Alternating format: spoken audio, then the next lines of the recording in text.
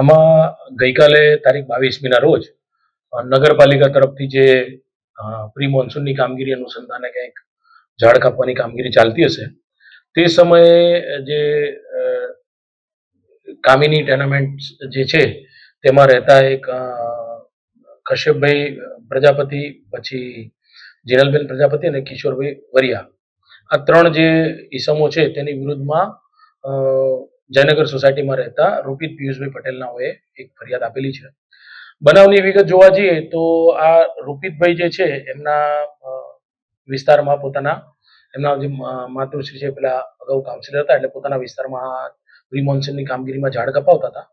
આ અનુસંધાને જે હાલના જે આરોપીઓ છે કશ્યપભાઈ અને એમના પરિવારજનોએ વાંધો લીધેલો અને આ આધારે તેમની વચ્ચે અંદર બોલાચાલી થયેલી. ત્યારે આ કશ્યપભાઈના જે સસરા છે એ કિશોરભાઈ વરિયા એ પોતે લાકડાનો દંડો લઈને આવેલા અને એમને આ લાકડાના દંડાથી રૂપિતભાઈને, એમના માતા અને એમના પિતા પિયુષભાઈને માર મારેલો. જે અનુસંધાને પોલીસે વિગતવારની ફરિયાદ નોંધી લીધેલી છે.